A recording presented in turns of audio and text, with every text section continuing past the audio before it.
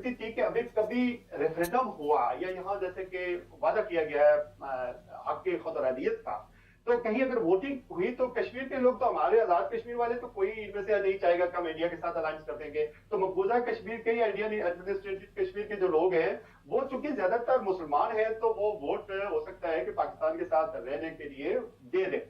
अब इंडिया ने ये इकदाम जो किए हैं आर्टिकल में, हो सकता है राजा फारूक कादर किसी गुस्से की वजह से कह रहे हो, वो उन्होंने पाकिस्तान की क्यादत को कॉन्फिडेंस में लेकर किया है। और वो ये भी कहते हैं कि दुबई में कोई मुज़ाकरात भी इससे पहले हुए हैं इस हवाले से। और फिर उन्होंने ये भी दावा किया है कि किसी जर्नल ने उनको ये कहा है कि आप रियासत जम्मू कश्मीर ना लिखा करें, ये पुरानी बातें हो गई, अब चीजें तब्दील हो गई।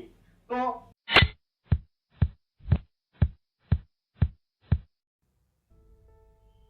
हेलो, इंडिया फनी बॉन्स के इस नई वीडियो में आपका स्वागत है। उम्मीद करता हूँ आपको हमारी पिछली वीडियो अच्छी लगी होगी। तो आज हम बात करेंगे कि जम्मू कश्मीर में जो इलेक्शन हो रहा है वो जो कि 3 चरण में हो रहा है, 2 चरण हो चुका है, 1 चरण बचा हुआ है। तो उसी को लेकर लंदन में एक न्यूज़ चैनल है जिसका नाम है इस्लामिक चैनल, उसने इसे कवर किया है बहुत ही नेगेटिव रूप में। भारत में जम्मू कश्मीर में 60% के आसपास मतदान हो चुका है और पाकिस्तान में तो हालत पता ही है कि वहाँ 40% के आसपास मतदान होता है। फिर भी वो यहाँ के चुनाव पर सवाल उठा रहे हैं। सवाल ये नहीं है कि यहाँ के चुनाव पर सवाल उठा रहे हैं, वो विशेषकर जम्मू कश्मीर पर लगे हुए रहते हैं ताकि वो हो हल्ला मचा सके पूरी दुनिया में। ये चुनाव बहुत शांतिपूर्ण हो रहा है। उन्होंने इतना सोचा भी नहीं होगा कि ये चुनाव इतना शांति से हो सकता है, कभी सपने में भी नहीं सोचा होगा। ना कहीं पर चुनाव का बाइकआउट हुआ, ना कहीं पर हो हल्ला हुआ, ना ही कहीं लड़ाई झगड़ा हुआ। सभी जगह शांतिपूर्ण हो रहा है और ये सब पाकिस्तान के लिए सदमे के बराबर है। उन्होंने ये सपने में भी नहीं सोचा होगा कि कभी ऐसा हो सकता है। ऐसा तो पाकिस्तान के अच्छे इलाके में भी कभी होता नहीं है जो कि जम्मू कश्मीर में हो रहा है। पाकिस्तान तो अब जम्मू कश्मीर को भूल ही जाए, यही उसे लगता है अब, हालांकि होने वाला भी यही है। तो इस वीडियो में आप पाकिस्तान द्वारा विदेशों में चलाए जा रहे एजेंडे को देखेंगे जो कि बहुत ही घिनौना टाइप का है। उनमें बेसिक समझ में नहीं है ऐसा लगता है। वो बार बार इसी बात पर जोर देते हैं कि भारत सरकार को जम्मू कश्मीर को 370 और 35A लौटा दिया जाना चाहिए, जो कि अब कभी होने वाला तो है नहीं, पर वो इसी बात पर बार बार जोर देते हैं। तो उम्मीद करता हूँ आप ये वीडियो देखेंगे, आपको अच्छा लगेगा। और यदि अच्छा लगता है तो लाइक, सब्सक्राइब और शेयर ज़रूर करें। हम आगाज करेंगे गुफ्तगू का कश्मीर में 10 साल के बाद इंतखाब हुए हैं और जो पहला फेज है इंतखाबात का कश्मीर में वो मुकम्मल हो चुका है।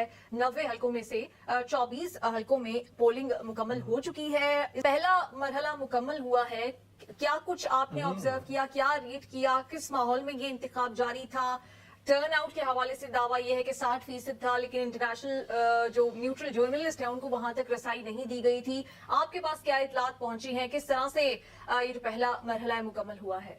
अगर मैं ये कह दूं कि 90 सीटों में से पहला मरहला जो है वो खत्म हो गया, इसमें जो आई मीन जो जो एनालिस्ट है वो ये कह रहे हैं कि जो वोटर है उसका एक गुस्सा और एग्जाइटी बहरहाल मौजूद थी, चूंकि 10 साल से जिस तरह के इकदाम कश्मीर के अंदर किए गए, जिस तरह उन लोगों को महरूम किया गया और दबाने की कोशिश की गई, यानी आर्टिकल 370 की जो अब्रोगेशन है या उसको रिवोक किए जाने के बाद इंडिया ने कश्मीर को, जम्मू कश्मीर को अपनी एक यूनियन टेरिटरी के तौर पर जिस तरह किया और वहां पर कर्फ्यू नाफिज किया रखा और वहां आजादी हजारे राय का कोई हक नहीं किसी को मिलता है आज भी। जैसे कि आपने इंट्रो में कहा कि इंडिपेंडेंट ऑब्जर्वर को या मीडिया को वहां रिपोर्ट करने के लिए नहीं जाने दिया गया।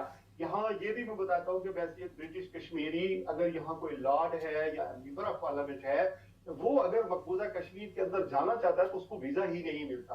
और ये एक वहां पर प्रॉब्लम रही। पर जो इलेक्शन में था वो तो हुआ ही है, लेकिन ज्यादा जो एक बात की थी कि बहुत ज्यादा ये इलेक्शन पुरअमन जो है वो रहे हैं।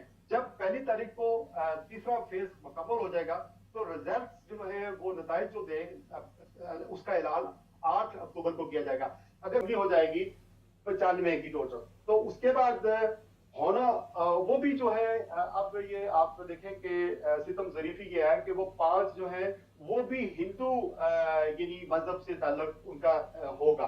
अब आप ये देखें कि जो स्टेट गवर्नर है, पहले जो 370 था या आयन की 35A था आर्टिकल इंडियन कॉन्स्टिट्यूशन के मुताबिक, वो 1947 में जो महाराजा ने कहा जाता है कि जो अरेंजमेंट स्पेशल किए थे कि इस तरीके से दाखिली खुदमुख्तारी के एतबार से कश्मीर के लोग सेल्फ गवर्नेंस के तौर पर इस कश्मीर को चलाएंगे, और वो अरेंजमेंट इंडियन कॉन्स्टिट्यूशन के अंदर दाखिल था। जिस तरह पाकिस्तान का आर्टिकल कॉन्स्टिट्यूशन 1973 का कॉन्स्टिट्यूशन है, आर्टिकल 51 है जिसके तहत 1974 का एक्ट 1974 के तहत आजाद कश्मीर को चलाया जाता है। यानी ये एक subject to the international human rights के अंदर वो मौजूद है, और खुद इस पर हुक्मरानी सेल्फ रूल नहीं करेगा, बल्कि ये जेर इंतजाम रहेंगे कश्मीर, आजाद कश्मीर पाकिस्तान के जेर इंतजाम रहेगा और मकबूजा कश्मीर इंडिया के जेर इंतजाम रहेगा until and unless के प्लेबिसाइट will take place। जो राय शुमारी है, जो रेफरेंडम है, वो वहां पर दिया जाएगा। यकीनन। अच्छा शहनाज साहब, ये आपने एक तफसील से जो इलेक्शन प्रोसेस है आगे क्या मराहिल होने उस हवाले से बताएं। इसमें बहुत सारे पहलू हैं, उस पर हम चाहेंगे आपसे राय लें। एक इंपॉर्टेंट बात जो इस मरहले पे मैं आपसे पूछना चाहता हूँ, इससे कबल जो हम देखते थे कि अमूमन जो मकबूजा कश्मीर या जो इंडियन साइड ऑफ कश्मीर है उसमें जो बड़ी जमातें हैं जो इंडिया के साथ नहीं रहना चाहती थी, उन्होंने, हमने देखा अवामी तहरीक भी वहाँ पे कश्मीर में चलती रही कि रेफरेंडम कराया जाए इस हवाले से। वो इन इलेक्शंस का बाइकआउट किया करती थी, हड़ताल होती थी उस दिन। सैयद अली गिलानी साहब, जो मीर वाइज उमर फारूक साहब और पूरी हुर्रियत की आदत थी, वो इन चीज़ों को लेकर चलती थी। अभी हाल में जो हमने देखा उसमें आप मेरी तो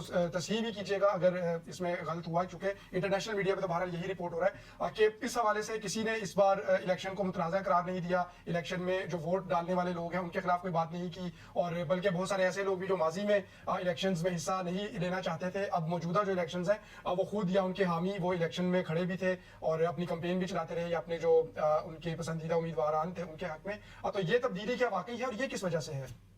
अच्छा, वो राजा फारूक यादव साहब आजाद कश्मीर के साबिक वज़ीर आज़म है, तो उन्होंने 2 दिन पहले यहाँ लुटन में एक जलसे से खिताब किया, और उन्होंने बैठित वज़ीर आज़म, आपको पाकिस्तान की बहुत सारी चीजों का पता होता है चूंकि आप सलामती कौंसिल की मीटिंग में भी होते हैं। उन्होंने ये दावा किया है कि जो 5 अगस्त, ये मैं नहीं कह रहा हूँ राजा फारूक हैदर और मेरा और आपका या नाज़रीन का इस पर एग्री होने का कोई जरूरी नहीं है, वो ये कह रहे हैं कि 5 अगस्त 2019 के जो इक़दाम थे, जो आर्टिकल 370 को रिवोक किए जाने के इक़दाम इंडिया ने किए हैं, वो एक पाकिस्तान की सलामती कमेटी की जो मीटिंग थी उसमें शरीक थे, और ये जनरल बाजवा साहब का दौर था और इमरान खान साहब वज़ीर आज़म थे। तो 3 अगस्त को मीटिंग होती है, और 3 अगस्त को आजाद कश्मीर के वज़ीर आज़म को बताया जाता है, यानी Raja Farooq Yadav, he was the prime minister of Azad Kashmir as well, उनको ये बताया जाता है कि इंडिया ऐसा इक़दाम कर रहा है, और वो उन्होंने ये भी दावा किया है कि इंडिया ने ये इक़दाम जो किए हैं आर्टिकल में, हो सकता है राजा फारूक यादव किसी गुस्से की वजह से कह रहे हो, वो उन्होंने पाकिस्तान की क़यादत को कॉन्फिडेंस में लेकर किया है। और वो ये भी कहते हैं कि दुबई में कोई मुज़ाकरात भी इससे पहले हुए हैं इस हवाले से, और फिर उन्होंने ये भी दावा किया है कि किसी जनरल ने उनको ये कहा है कि आप रियासत जम्मू कश्मीर ना लिखा करें, ये पुरानी बातें हो गई, अब चीजें तब्दील हो गई।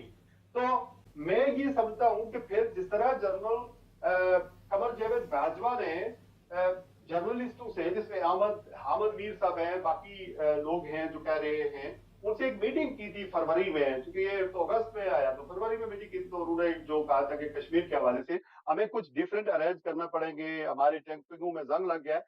तो एक जो 76 ईयर से 75 साल से जो कश्मीरी मकबूजा कश्मीर के इंडियन एडमिनिस्ट्रेटेड कश्मीर के अंदर अपने आप को दफन करते थे, पाकिस्तान के सबसे हलाली परचम में दफन होना पसंद करते थे, उनमें एक मायूसी पाई गई। और 5 अगस्त 2019 के बाद अगर पाकिस्तान ये बात रखना चाह रहा था, उसको पहले पता था कि ये होने जा रहा है, तो फिर वो अपनी फौजें भी ला सकता था, वो इंटरनेशनल सतह पर कोई मीटिंग OIC की बुला सकता था, कुछ कर सकता था।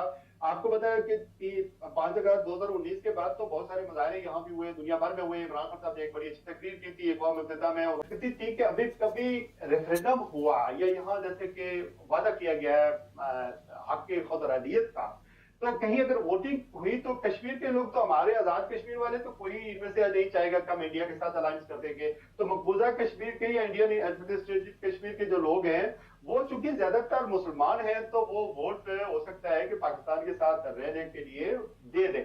अब ये दर्द सर बना हुआ था भारतीय हुकूमत के लिए, भारतीय फौज के लिए, भारतीय रियासत के लिए, या हिंदू डोमिनेटेड जो वहां पर एक्चुअली इलाके हैं उनके लिए। अब मसला ये है कि इसको काउंटर करने के लिए नरेंद्र मोदी की बीजेपी की हुकूमत ने कुछ अल्ताफ पसंदाना इकदाम किए हैं। वो इकदाम क्या किए हैं कि जो चूंकि ये स्पेशल स्टेटस है कश्मीर का, तो आप वहां पर अगर आपके साथ पास बाशिंदा रियासत जम्मू कश्मीर सर्टिफिकेट नहीं है तो आप वहां जायदाद नहीं ले सकते, आप वहां कारोबार नहीं कर सकते, आप वोट नहीं दे सकते। तो इन्होंने ये जो स्पेशल स्टेटस खत्म किया तो उसके बाद हिंदुओं को लाकर मुसलमान अक्सरियत की आबादी के तनासब को भगाने की कोशिश की और लोगों को डोमिसाइल जारी किए। उससे असला है कि जो कश्मीरियों के पास चॉइस क्या है, कश्मीरी अल्टीमेटली अपनी हक के खुदरदियत चाहते हैं। वो चाहते हैं कि रायशुमारी हो और फिर हमसे पूछा जाए कि हम किसके पास साथ रहना चाहते हैं।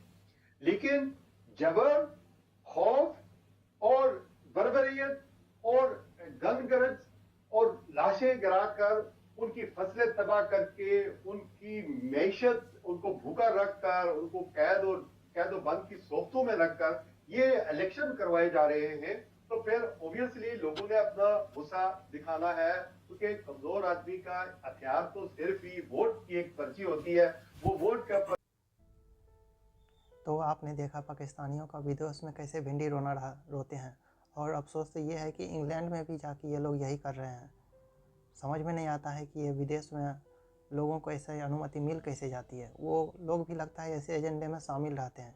इंग्लैंड में ये सब हो रहा है। उम्मीद करता हूँ कि आप ये समझ रहे हैं। इन्होंने जम्मू कश्मीर में शांतिपूर्ण हो रहे चुनाव को देखकर ये तो लगता है समझ लिया है कि जम्मू कश्मीर इनके हाथ से चला गया, चाहे अब वो कितना ही ढोल क्यों ना पीट ले। इसीलिए वो अब जम्मू कश्मीर को 370 और 35A दिलवाने की कोशिश करे रहते हैं, लेकिन होने वाला कुछ है नहीं। जम्मू कश्मीर भी अब दूसरे राज्यों की तरह ही रहेगा। उसे अब कोई विशेष दर्जा नहीं रहेगा जिससे कि वो अलगाववाद फैल सके। ना कोई विशेष दर्जा रहेगा, ना ही कोई अलगाववाद रहेगा। वो भारत के दूसरे राज्यों से उसी तरह शामिल रहेगा जैसे कि दूसरे राज्य हैं। जम्मू कश्मीर में टोटल 90 सीटें हैं, पर अभी चुनाव हो रहा है और कुछ सीटें जम्मू पाक ऑक्युपाइड कश्मीर के लिए छोड़ी गई है। मेरे ख्याल से ये सीटें 24 हैं और ये चुनाव 3 चरणों में हो रहा है। 2 चरण हो चुके हैं, एक चरण जो कि 1 अक्टूबर को होना है। चुनाव बहुत शांतिपूर्ण हो रहा है। यही देख के पाकिस्तानियों की जली पड़ी है। वो विदेश में भी जाकर अपना भिंडी रोते हैं। और अभी 2 दिन पहले जम्मू कश्मीर में विदेशी डेलीगेशन भी आया था, अलग अलग देशों के, सिंगापुर वगैरह से कुछ लोग आए थे जो कि जम्मू कश्मीर में चुनाव की स्थिति देख रहे थे। उसे भारत सरकार ने ही बुलाया था। वो देख के उन्हें भी बहुत आश्चर्य हुआ कि इतना शांतिपूर्ण तरीके से और इतने अच्छे से ये चुनाव आयोजित हो रहा है। ऐसा लग रहा है जैसे कोई त्यौहार है। लोकतंत्र तो वैसे भी एक त्यौहार तो है ही। उम्मीद करता हूँ आपको ये वीडियो अच्छी लगी होगी। अच्छी लगी तो लाइक, सब्सक्राइब और शेयर ज़रूर करें। धन्यवाद।